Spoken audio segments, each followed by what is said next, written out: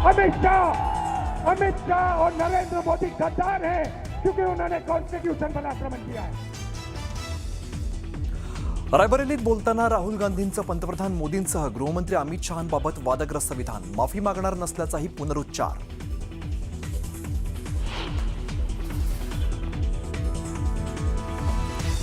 देश मोठ्या संकटात असताना मोदी इटलीमध्ये चॉकलेट्स वाटतायत आणि व्हिडिओ बनवतायत। हे नेतृत्व नव्हे तर नौटंकी आहे, राहुल गांधींची मोदींवर टीका।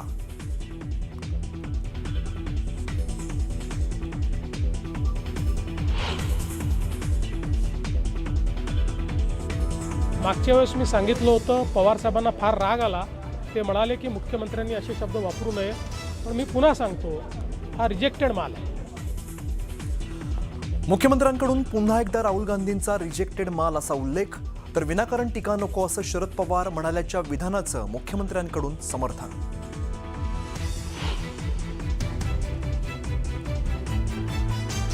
देशात पेट्रोल डिझेलचा पुरेसा साठा अफवांमुळे जादा खरेदी होऊन पुरवठा साखळी विस्कळीत होते।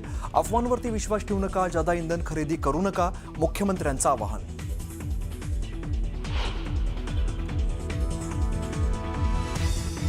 राष्ट्रवादीचं विलिनीकरण हा विषय संपलाय। विलिनीकरणाच्या मुद्द्यावरती पडदा पडला असून विलिनीकरण होणार नाही, सुप्रिया सुळे आणि जयंत पाटलांची पक्षाच्या बैठकीत भूमिका।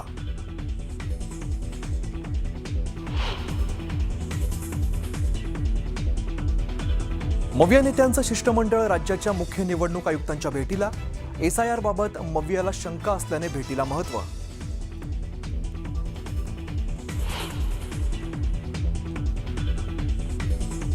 भाजप नेते प्रसाद लाड घेणार मनोज जरांगेंची भेट। मराठ्यांविषयी तळमळ दिसल्याने भेट घेणार मनोज जरांगेंची माहिती, तर 23 तारखेपर्यंत आंदोलनाच्या बैठका स्थगित।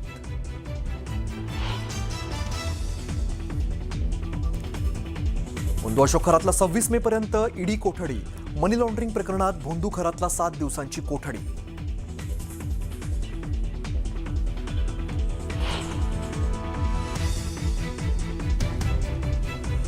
डॉलरच्या तुलनेत रुपयाची घसरण सुरूच। $1 96.90 रुपयांना।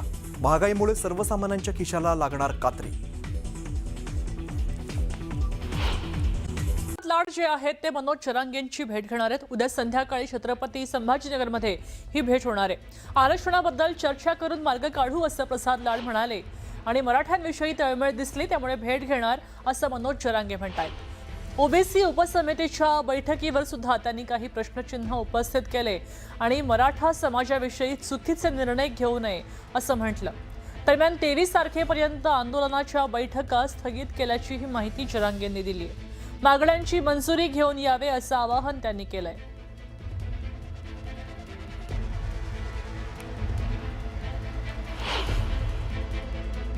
सांगितलंय की मी मराठ्यांचा आहे म्हणून, मी मराठ्यांचा आहे, मराठ्यांच्या लेकराचं कल्याण होतंय तर माझ्या समाजाचं कल्याण होणार आहे।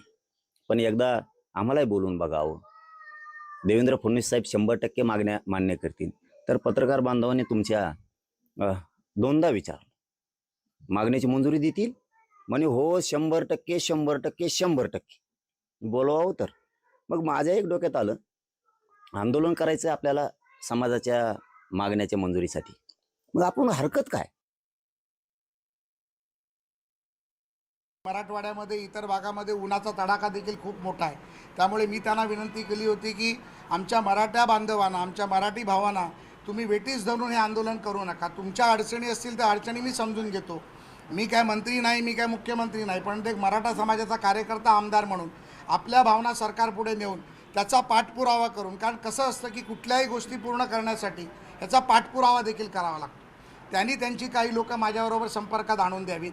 आम्ही स्वतः मंत्रालय स्तरावरती, मंत्रिमंडळाच्या समितीच्या स्तरावरती त्याचा पाठपुरावा करून ती कामं लवकरात लवकर कशी होतील याचा प्रयत्न निश्चितपणे करू। स्थानिक स्वराज्य संस्था मतदारसंघाच्या विधान परिषद निवडणुकीने जळगावमध्ये राजकीय वातावरण तापलंय। शिवसेनेनं उमेदवारीबाबत आक्रमक भूमिका घेतली आणि भाजपकडनं आता पालकमंत्री गुलाबराव पाटील यांचे पुत्र प्रताप पाटील यांना थेट भाजपकडनं निवडणूक लढवण्याची ऑफर दिली अशी माहिती राजकीय सूत्रांकडून मिळते। दरम्यान यानंतर प्रताप पाटलांनी या सगळ्या चर्चा फेटाळून लावल्या आणि माध्यमांमध्ये येत असलेली माहिती चुकीची आहे हे त्यांनी म्हटलं। असं कोणताही प्रकार मला आतापर्यंत काही कळालेलं नाही, पण वृत्तपत्रातून आलेली बातमी मी पण बघितली, पण तसा कोणताही प्रकार नाही. मी मतदारसंघात फिरत होतो 2-4 दिवसापासून, पण एकाएकी तारीख लागली आणि मग बातम्यांना उधाण सुरू झाली. वृत्तपत्रातून बातमी आली ही खरी असते असं मला तरी वाटत नाही, पण असं कोणती ऑफर मला आलेली नाही. तर शिवसेनेतल्या अनेक मंत्र्यांना मंत्रिमंडळ विस्तारावर डच्चू दिला जाणार अशी सूत्रांची माहिती मिळते. वाचाळवीर आणि ज्या मंत्र्यांचं रिपोर्ट कार्ड चांगलं नाही अशा मंत्र्यांना मंत्रिमंडळातनं डच्चू दिला जाईल अशी माहिती आहे. आणि यापूर्वीच एकनाथ शिंदे यांनी 2.5 वर्षांनंतर दुसऱ्यांना संधी दिली जाईल असं जाहीर केलं. त्यामुळे आगामी काळात कुणाला डच्चू दिला जातो हे पाहणं महत्त्वाचं आहे. महायुतीच्या महामंडळ वाटपाचा फॉर्म्युला ठरला अशी माहिती आता समोर येते. राज्यातल्या महामंडळाचं वाटप महिन्याभरात होणार आहे, तर जागा वाटप लवकरच पूर्ण करण्याचा मुख्यमंत्री देवेंद्र फडणवीसांनी सूचना दिलेल्या आहेत. महायुतीच्या फॉर्म्युलानुसार भाजपा 48%, शिवसेना 29% आणि राष्ट्रवादी काँग्रेसला 23% महामंडळ मिळणार आहेत अशी माहिती आहे. आणि त्यामुळे कोणतं महामंडळ कोणत्या पक्षाला मिळणार यावर आता महिन्याभरामध्ये शिक्कामोर्तब होईल. त्याचबरोबर महायुतीच्या पुढच्या बैठकीमध्ये महामंडळातले सदस्य वाटप होणार असंही कळतंय. तर मुख्यमंत्री आणि दोन्ही उपमुख्यमंत्र्यांच्या बैठकीमध्ये यादीवर चर्चा होईल, अंतिम शिक्कामोर्तब होईल अशी ही माहिती आहे. राज्यातल्या महायुती सरकारकडनं 92.50% निर्णयांची थेट अंमलबजावणी झाली अशी माहिती आहे. सरकारची या दैदिप्यमान आणि वेगवान निर्णयाच्या अंमलबजावणीमुळे राज्यात आता वेगानं विकास कामांचा धडाका आणि निर्णयांची अंमलबजावणी सुरू आहे हे समोर आलंय. दरम्यान एकूण 37 निर्णयांच्या अंमलबजावणीची कार्यवाही सुरू आहे. तर बहुतेक विभागांचा स्कोअर 90%पेक्षाही जास्त आहे आणि मुख्य सचिवांच्या कार्यालयाच्या अहवालातनं ही माहिती आता समोर आली आहे. राज्य मंत्रिमंडळानं डिसेंबर 2024 ते 24 मार्च 2026 या काळामध्ये 495 निर्णय घेतले आणि या 495 पैकी 458 म्हणजेच 92.50% निर्णयांची अंमलबजावणी झाली आहे. मी आमच्या मंत्रिमंडळापुढे राज्य सरकारने घेतलेल्या निर्णयांची किती अंमलबजावणी झाली या संदर्भात एक प्रेझेंटेशन घेतलं आणि प्रत्येक विभागाने जे काही निर्णय घेतलेले आहेत त्या निर्णयाच्या संदर्भात त्यांनी प्रेझेंटेशन केलं. त्यात 92% निर्णय हे पूर्णपणे कार्यान्वित झाले आहेत. 8% निर्णय असे आहेत की ज्यातले काही निर्णय हे राज्यपालांकडे किंवा राष्ट्रपतींकडे प्रलंबित आहेत, ते कायद्याच्या स्वरूपात आहेत आणि काही निर्णय हे 2-3-4 डिपार्टमेंट्स इन्व्हॉल्ड असल्यामुळे त्याचं अजून कार्य चाललेलं आहे. पण एकूण प्रगती जी आहे ती चांगली आहे.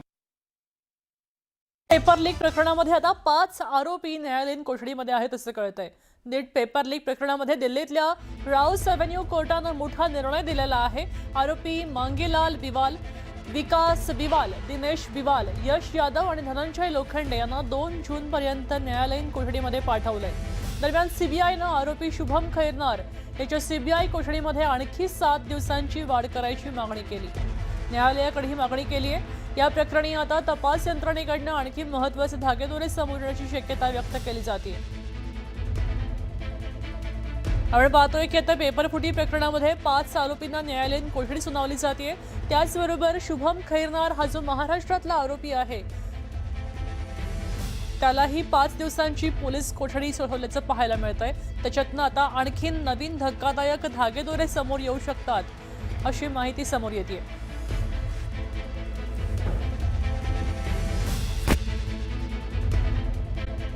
महापौर रवी लांडगे यांना जीवे मारण्याची धमकी आली.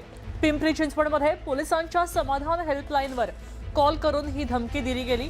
आशिष जमदाडे पाटील असं फोनवरून धमकी देणाऱ्याचं नाव समोर येत आहे. भोसरी पोलिसांनी आशिष जमदाडेला ताब्यात घेतलंय आणि संबंधित व्यक्ती मानसिक तणावामध्ये होती हे तपासातून समोर आलं. त्यामुळे समज देऊन त्या व्यक्तीला सोडलं गेलंय. आशिष जमदाडे पाटील म्हणून चिखलीत राहणारा नागरिक आहे. तो भोसरी MIDCत कामाला आहे, कंपनीत वॉचमॅन म्हणून कुठेतरी. तर त्यांनी काल संध्याकाळी 4 वाजता CP ऑफिसची समाधान हेल्पलाईन यावर कॉल केला आणि सांगितलं की रवी लांडगे यांना जीवे मारून टाकणार आहे. परंतु काल पोलिसांनी त्यांना 6:30 का 7 वाजता उचलून आणलं. त्यानंतर त्यांची सर्व माहिती घेतली तर थोडी मानसिक स्थिती त्यांची खराब आहे असं जाणवलं. डिवोर्स वगैरे झालेला आहे. गाव नगरचं आहे, शेवगाव. राहायला इकडे एकटंच आहेत. आई-वडील सोबत राहत नाही पहिल्यापासून. त्यामुळे थोडी मानसिक स्थिती खालावलेली आहे. त्यामुळे त्यांनी असं स्टेटमेंट केलं असेल. सकाळी मी पोलिसांकडून माहिती घेतली. आत्ता माझे भाऊ गेले ते पोलीस स्टेशनला. तर पोलिसांनी त्यांना समज देऊन सोडून दिलंय.